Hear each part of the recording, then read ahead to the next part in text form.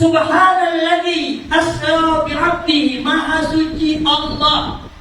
Walaupun di situ nggak disebut Allah ya, itu ada dhamir mustata. Dhamir itu kata ganti nama untuk orang yang ketiga, tapi sudah mahzuf.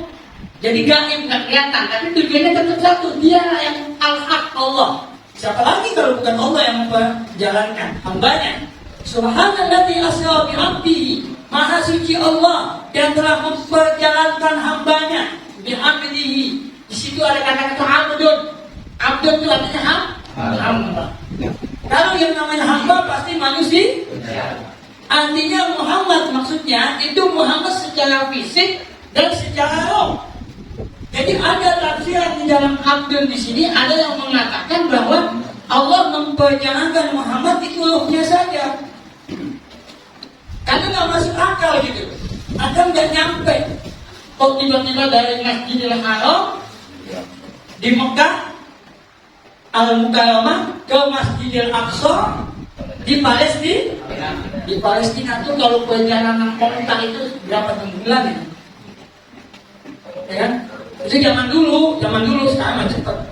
Jadi perjalanan dari Masjidil Haram ke Masjidil Aqsa, kemudian ke Sidratul Muntaha, ke langit ketujuh sampai terakhir mentok dah kata Betawi.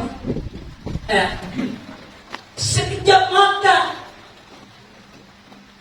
Tadi dibilang sebelum subuh Nabi Muhammad sudah ada lagi di masjid.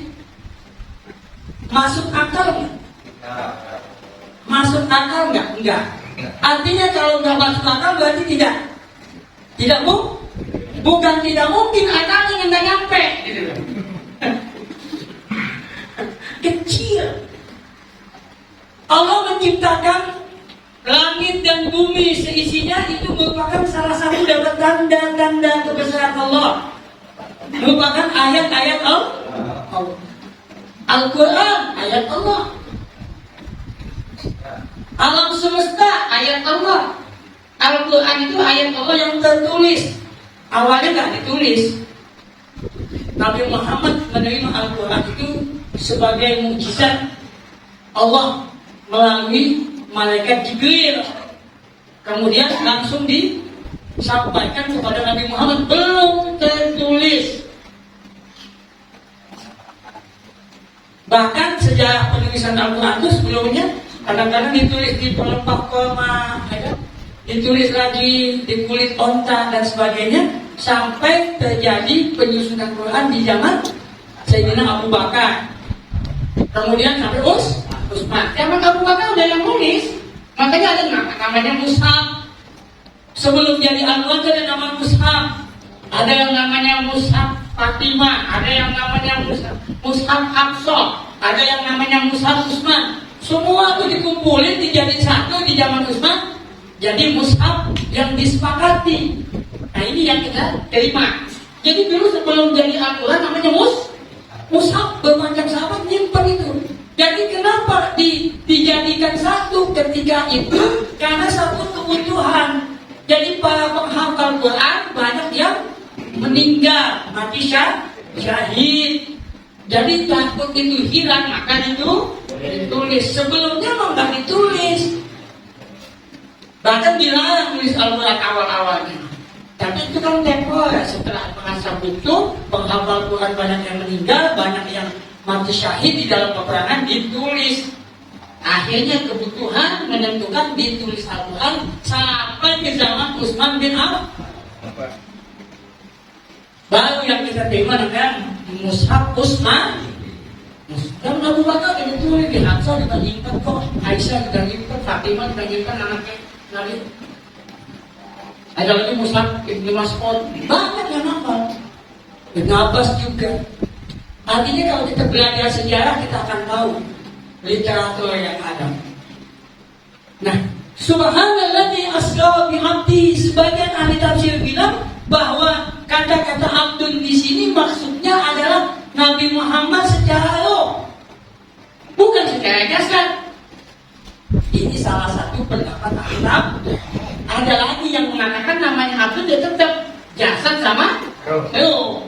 Siapa yang kuat itu ya, kebanyakan orang ikut yang berpendapat bahwa yang namanya abdun adalah ruh dan jasad. Siapa nih yang berpendapat cuma dengan ruh saja? Yang berpendapat Nabi Muhammad Isra dan Mi'raj itu ruh saja ya Sayyidina Ali, ya Aisyah.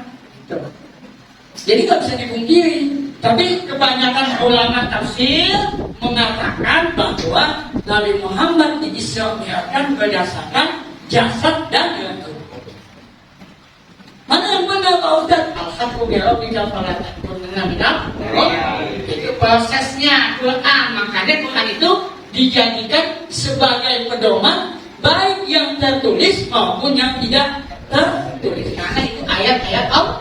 Ayat Allah banyak. Satu, ayat Allah yang tertulis tadi yang dikumpulkan yang namanya Mushaf Utsmani yang namanya Al-Qur'an. Yang kedua ayat Allah adalah alam semesta.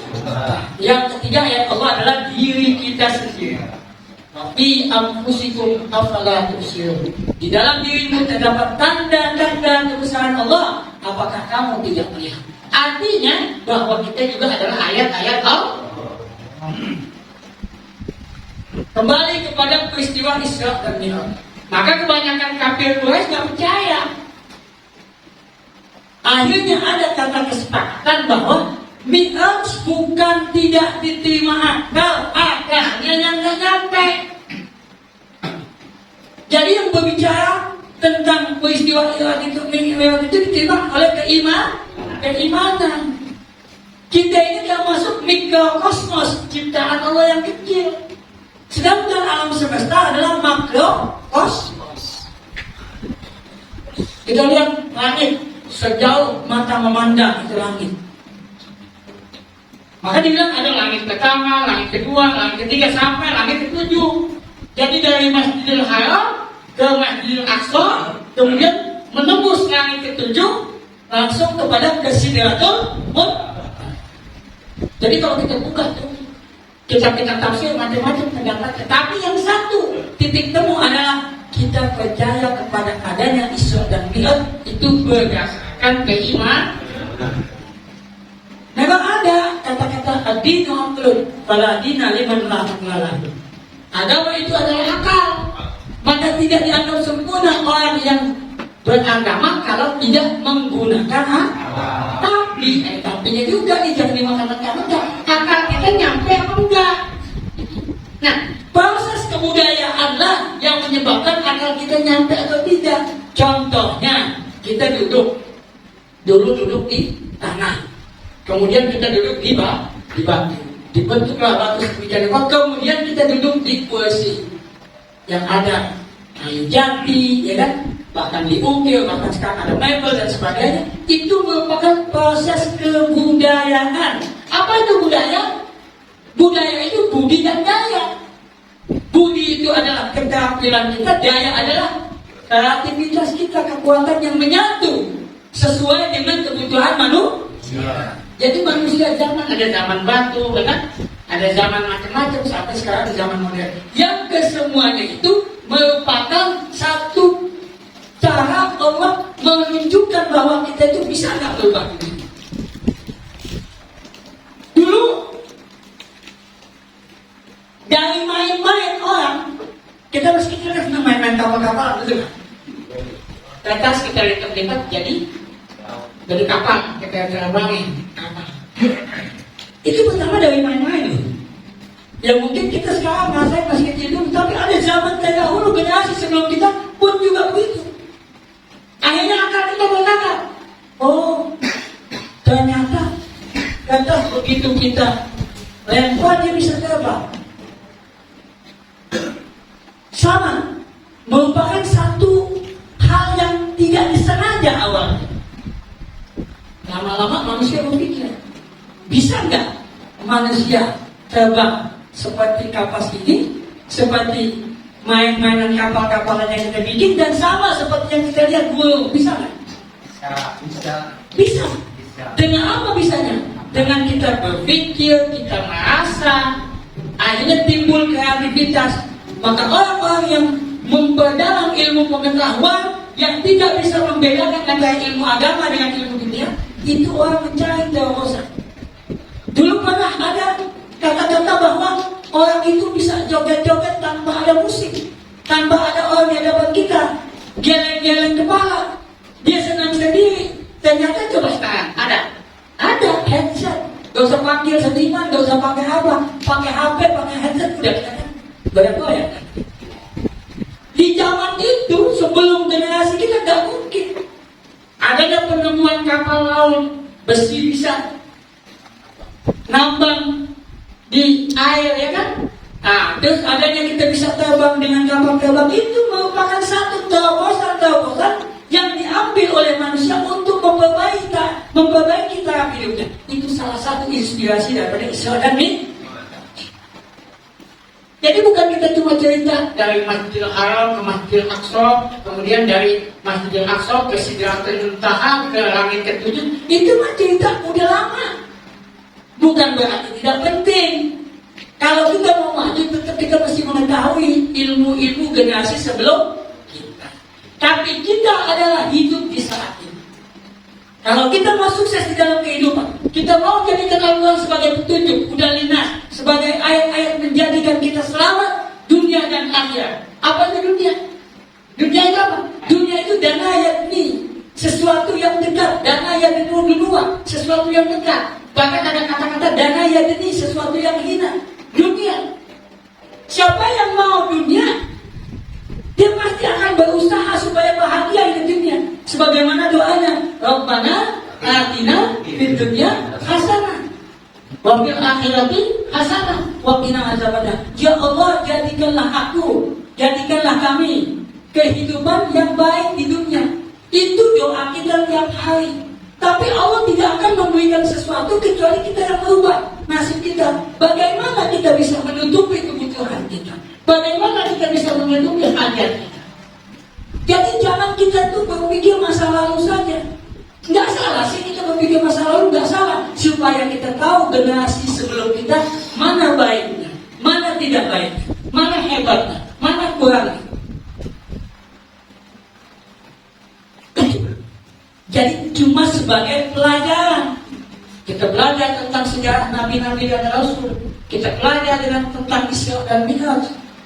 Rasulullah sampai diisrakan dari Masjidil Haram ke Masjidil Aqsa ke Sidratul Muntaha dalam waktu sepertiga malam. Sepertiga malam atau mana? 2/3. Sepertiga malam. 2/3 sampai. Bukan cuma cerita ini, dijadikan satu pelajaran bagi umat manusia. Kalau dulu saya cerita zamannya Pak Haji Qasim mungkin, jadi sebenarnya beliau ada, jadi saya ceritakan. Saya pun ngalamin, mungkin beliau lebih dulu. Itu dari Cibitung pergi ke tempat Jakarta jauh, mungkin naik sepeda lebih lama. Tapi sekarang kita bisa naik kereta di Cibitung ini stasiun. Berapa menit? Paling lama 1 jam kalau sampai Jakarta. Jadi dengan segitu cepatnya, maka tidak mustahil Isra dan Mi'raj bisa kita terapkan di dalam kehidupan. Yang ada di kita adalah Isra dan Mi'raj bukan secara seperti Nabi Muhammad. Isra dan Mi'raj kita adalah kita diperjalankan. Nabi Muhammad diperjalankan minal Masjidil Haram ila Masjidil Aqsa untuk melihat tanda-tanda kekuasaan Allah. Umatnya pun suruh melihat linuriyahu min ayatina. Allah tunjukkan bagaimana cara Allah memperlakukan alam semesta ini untuk menunjukkan tanda-tanda kebesaran. Kita yang ada sekarang lagi Mi'raj rohani. Kalau masalah fisik mah usia kita paling 60-100 selesai. Tapi yang namanya rohani, dia akan abadi selamanya. Kita tidak hidup zaman dulu. Zaman dulu cuma sebagai bahan pelajaran. Kalau kita naik motor, kita selalu punya spion. Apakah kita dalam naik motor menuju satu tempat, kemudian kita selalu melihat spion? Hah? Kalau kita melihat spion apa kita? Akan nabrak. Atau kita sendiri langsung melihat masa depan saja tanpa melihat spion? Tidak. Jadi kita sekarang ini, kita lah yang bisa mendukung diri kita. Kita lah yang menentukan diri kita. Kapan kita melihat masa lalu, kapan kita melihat masa yang akan. Dan kita hari ini mesti lebih baik dari kemarin. Dan kita sekarang mesti lebih baik dari kemarin. Dan kita yang akan datang mesti lebih baik dari hari. Fastabiqul. Jadi cerita-cerita tentang Israel bukan merupakan satu cerita, bukan satu pelajaran yang cuma dongeng. Maka dikatakan orang yang percaya itu yang beriman. Abu Bakar melihat orang lain tak percaya. Abu Bakar As-Siddiq yang percaya. Orang-orang yang benci kepada Nabi Muhammad tidak jauh. Abu Bakar lihat kawan itu. Kalau bahasa kita, coba lu lihat. Dia cerita daripada Masjidil Haram ke Masjidil Aqsa, kemudian ke Sidratul Muntaha yang sudah menuju melewati langit ke-7. Nah sekarang akunya begitu, kalau udah ada normal, itu sudah percaya mereka. Kan gitu rasanya. Kakak Abu Bakar, kalau seandainya Muhammad cerita lebih dari itu, aku percaya.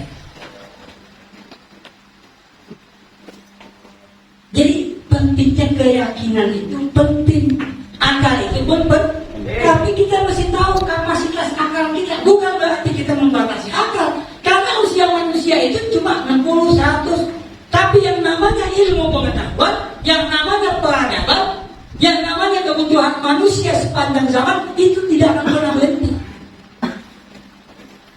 Kalau zaman dulu kita mau mendidik anak, kita mau ngomong anak, kita nggak sanggup mendidik anak kita masukin anak kita ke sekolah atau ke madrasah, biar guru yang mendidik. Ngaji, pergi ke guru ngaji di musola atau ke rumah ustaz atau kiai di pesantrennya dia. Sekolah pun begitu, SD, pertama TK, PAUD, TK, SD, SMP, SMA, pergi ke tempat sekolah-sekolah yang ditentukan. Kuliah pun sama, ketemu sama dosen. Kalau dulu begitu. Nah, selain dia guru sebagai wakil orang tua, juga kepala masyarakat itu sebagai pengganti orang tua. Betul betul. Pak Haji Qasim itu sebagai pimpinan jamaah Azika juga sebagai orang tua kita. Apalagi kita udah tua, betul nggak? Iya nggak? Siapa yang ngaku muda-muda? Saya mah awet muda. Saya mah awet muda. Umur saya jadi 58, 59. Hah? Jadi gitu. Tapi itu Haji Qasim orang tua kita, pimpinan jamaah. Artinya apa?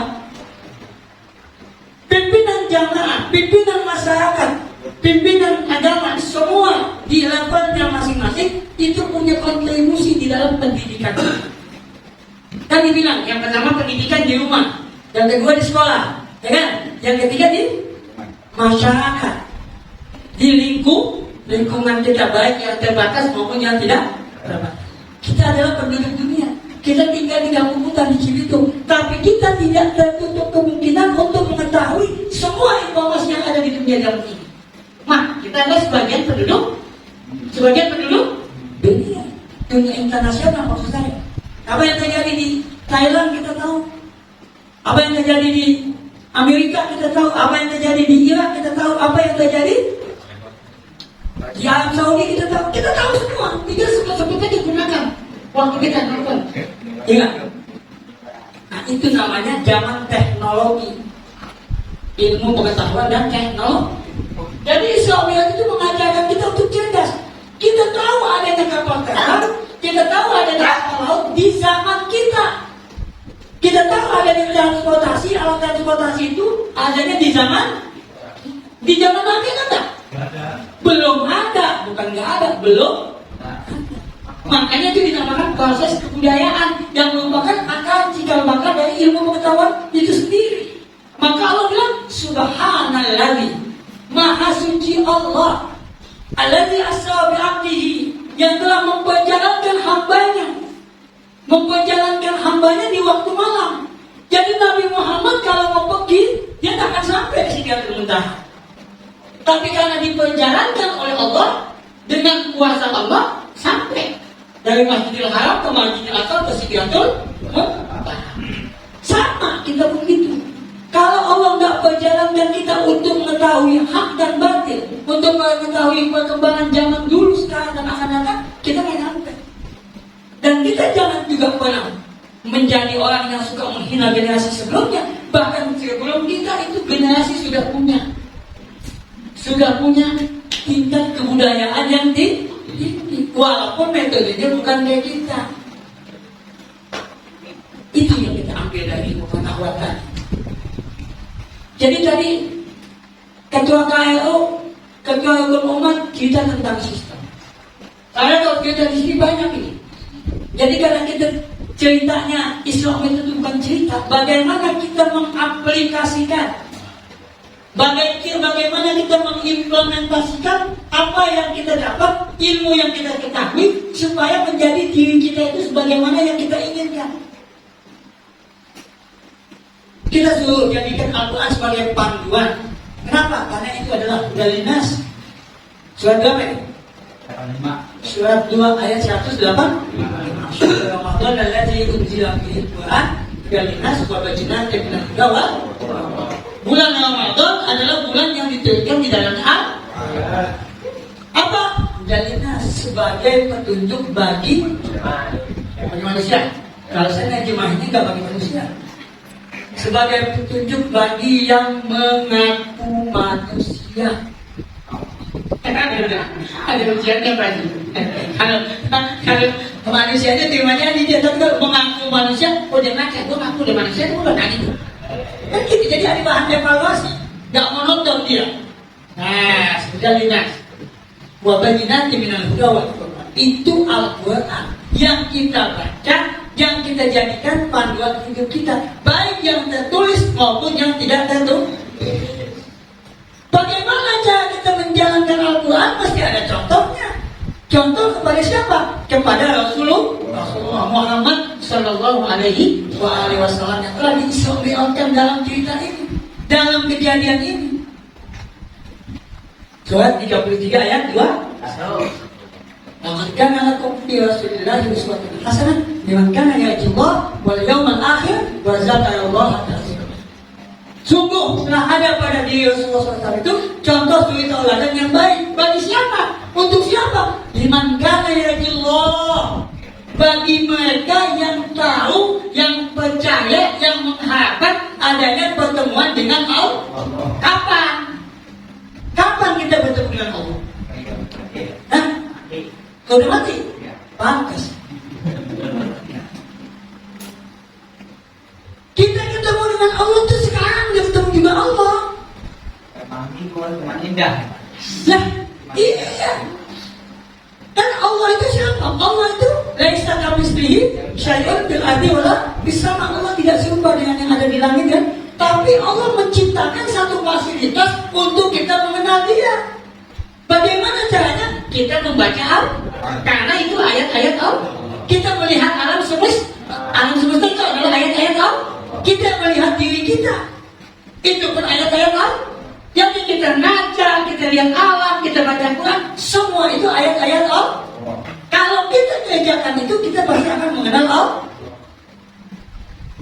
Begitu. Jadi kita ini satu benda, satu ciptaan Allah yang mikrokosmos, yang kecil. Nggak ada kelihatan dari atas, tapi kita ada.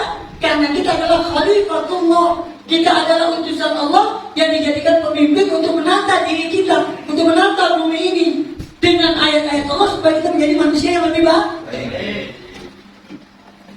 Itu kita. Kita adalah khalifatullah. Tapi walaupun kita khalifatullah, kita pemimpin, kita mesti tahu bahwa pemimpin itu adalah diberikan amanah 3372. Nabi Muhammad sebagai pemimpin, khalifatullah. Nabi Adam sebagai pemimpin, kita pun sebagai pemimpin. Kalau kita berpegang pada Quran, kita mengikuti sunnah Rasul, kita menjalankan keharisi kita sebagai manusia ciptaan Tuhan, kita pun khalifat. Jadi kita tahu diri kapan waktunya kita jadi pemimpin, kapan waktunya kita dipimpin. Kenapa kita dipimpin? Ya ingat 515. Wa ma khalaqtul jinna wal insa illa liya'budun. Tidak diciptakan jin dan manusia kecuali untuk mengabdikan diri kepadaku, mengabdikan diri kepada Allah dengan hati yang sebenarnya. Bukan hanya ibadah mahdoh, bukan hanya ibadah ritual, tapi seluruh aspek kehidupan kita. Sebagaimana janji kita, inna sholati wa nusuki wa mahyaya wa mamati lillahi rabbil. Kita ngerti dengan segala aspek yang kita dapati, bukan cuma ngaji. Kita ngaji juga beribadah kepada Allah, kita kasih makan anak istri pun beribadah kepada Allah, kita mengimpakkan rezeki yang Allah berikan sebagian ibadah kepada Allah, kita memberikan ilmu kita ibadah kepada Allah. Yang punya harta dengan hartanya, yang punya ilmu dengan ilmunya, yang punya kekuatan dengan kekuatan adanya. Yayasan Ukhuwah Insaniyah ini berkat kerjasama yang baik antara ilmu, antara kekuatan fisik dan harta. Jadi kita bisa belajar di sini. Kita bisa jadi mengadakan Isra Mi'raj. Ini kerjaan siapa? Kerjaan kita. Tapi sebelumnya generasi sebelum kita. Kalau generasi sebelum kita nggak bikin ini, yang namanya Yayasan Ukhuwah Insaniyah, Majlis Ta'lim itu nggak akan jadi. Betul. Artinya ini ayat-ayat Allah. Makanya kalau generasi sebelumnya buat seperti itu, kita pun juga mesti bentuk generasi setelah kita supaya mengikuti jejak langkah kita. Kalau perlu nih kita punya duit, kita punya ilmu, kita jadikan program ini lebih baik lagi. Amin. Kita doain pimpinan jamaah, kita doain KAU kita supaya kuat dia. Amin. Bukan secara kualitas saja, antara kualitas dan kuantitas. Dulu jamaah pernah sampai 150, betul? 200. 250 jamaah. Sekarang alhamdulillah masih ada. Tapi generasi dulu sama generasi sekarang masing-masing punya kelebihan. Jadi di situ bahan evaluasi supaya kita bisa mi'at rohani, supaya kita bisa naik, bukan badannya yang naik, tapi spiritual kita naik. Nah itu pentingnya kita memperingati Isra dan Mi'raj. Juga ada tadi dibilang ada kita masuk di bulan Sya'ban. Di dalam surah Al-Quran kita baca surah Al-Baqarah surah 2 ayat 144. Allah berfirman, A'udzubillahi minasyaitonir rajim. Qad nara taqalluba wajhika fis sama'. Falanuwalliyannaka qiblatan tardhaha. Fawallu wujuhakum syatrah. Ayat di dalam surat 2 surat Al-Baqarah ayat 144. Qadna taqalluba wajhika fis sama'. Kami telah melihat kau wahai Muhammad, hatimu gundah, hatimu sedih. Kenapa? Karena ingin adanya perpindahan kiblat. Dulu kita di Masjidil Aqsa pernah Nabi Muhammad selama 17 bulan. Tadi Pak Khairul bilang berapa? 15 bulan lebih ya. Itu perbedaan yang ditafsir, gak jadi masalah, yang penting ada 15 bulan lebih ya, 17 bulan. Itu kita berkiblat kepada Al-Quds, Baitul Muqaddas, Baitul Maqdis di Palestina. Yahudi agama tauhid pada saat itu, tapi Bani Israel nyeleweng, tapi tetap aja masih di situ menguasai. Yang Nasrani gitu juga kelahiran Isa Al-Masih. Nah umat Islam yang belakangan tetap tauhid sebagai penyempurna juga masih berkiblat di sana. Nah dengan permohonan Nabi Muhammad SAW setelah 17 bulan itu Allah terima. Falanuwalliyannaka qiblatan tardhaha. Kami jadikan satu ketetapan bagi kamu untuk satu kiblat yang kau ingini, yang kau inginkan. Akhirnya kita menghadap Ka'bah di Masjidil Haram.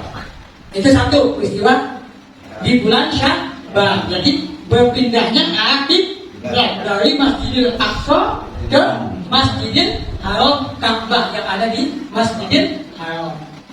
Yang kedua, nisfu Sya'ban. Sya'ban itu adalah bulan yang mana kita evaluasi diri. Maka ada istilah tutup buku, tutup kitab. Maka sekarang kita baca Yasin, kita amal ibadah yang baik supaya kita punya nilai yang baik.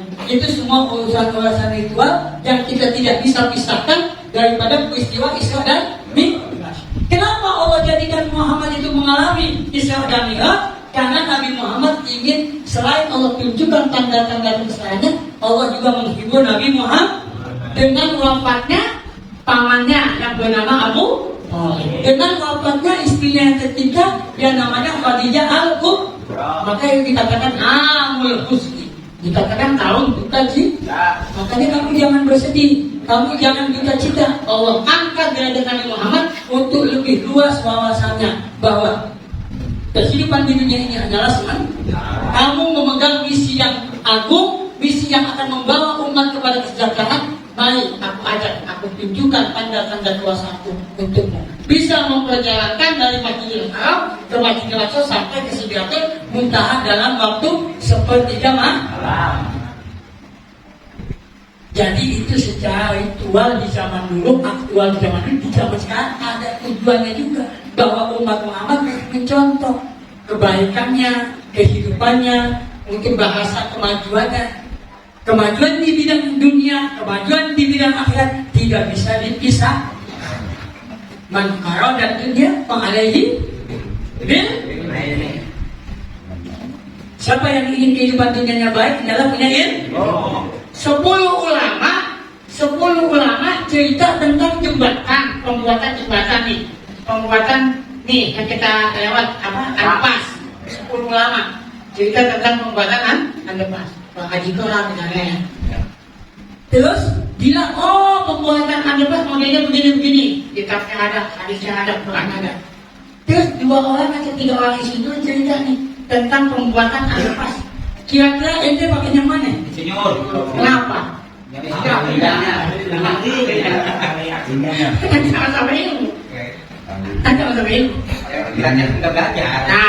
bukan begitu.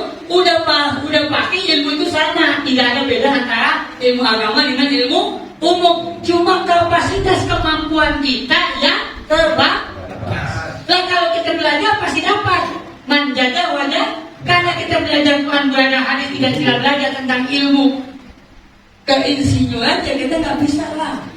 Betul? Nah, yang insinyur juga gitu, dia masih bertakwa kepada Allah, belajar sama kita Quran dan hadisnya. Kan betul? Jadi mau tidak mau jembatan pasti jadi. Dari mulai tidak ada jadi ada, pas dari tidak ada jadi ada, kita makin gampang seperti tadi. Itu maksudnya. Jadi kombinasi antara ilmu Allah itu penting bagi umat. Cuma kita tahu diri. Kalau kita mau jadi ustaz, mau jadi ulama, mau jadi insinyur, monggo asal Anda mau. Nah, itu salah satu cerita tentang kehidupan yang membutuhkan ilmu. Jadi man arada dunya fa'alaihi bil ilmi. Kenapa? Kalau kita tidak percaya pada ahlinya, kita akan hancur. Idza wusidal amru ila ghairi ahli fantazisa. Jika satu urusan dilakukan oleh bukan ahlinya, tunggu saat Tuhan. Likulli maqamin maqalun wa likulli maqalin maqal. Setiap tempat ada kata-katanya, ada referensinya, ada ilmunya. Wa likulli maqamin maqalun wa likulli maqalin. Pada setiap ucapan itu ada tempat. Mudah-mudahan Isya dan Mi'raj yang kita peringati pada malam ini merupakan satu cikal bakal untuk kita berbuat yang lebih baik. Untuk kita mengevaluasi diri, untuk kita tidak membatasi diri yang memang diri kita ini punya banyak keterbatasan. Makanya kalau ada ilmu dari mana-mana, yang penting kita bisa menseleksi mana yang baik, mana yang tidak baik, ambil demi kemaslahatan hidup kita di dunia ini dan di akhirat, di saat ini dan di masa yang akan datang. Mudah-mudahan Allah Subhanahu wa taala memberikan satu kekuatan kita untuk mempelajari Quran, mengamalkan Quran, mencontoh Rasulullah SAW sebagaimana yang Rasulullah diperjalankan di Isra untuk melaksanakan sholat 5 waktu, sholat ritual juga, sholat aktual pun sah. Apa sholat aktual? Sholat aktual kita datang sekarang ini kita ngaji. Tiap malam minggu kita ngaji, pas dipanggil sama pimpinan jamaah kita datang, pas ngaji juga sama orang yang ngerti, tapi ngamalin juga. Mari kita watawasau bil haq, watawasau bis, sehingga kita menjadi jamaah yang kuat, jamaah yang berkualitas, jamaah yang menjadi panutan bagi generasi selanjutnya. Amin. Allah Taala memberikan keridhaannya kepada kita dan Nabi Muhammad SAW memberikan syafaatnya kita, biar kita hidup di dunia ini bahagia dan di akhirat kita selamat. Amin. Ya Rabbal Alamin. Kiranya sampai di sini, lebihnya mohon maaf. Wabillahi hidayah wa taufik. Wa minkum. Wassalamualaikum warahmatullahi wabarakatuh. Waalaikumsalam.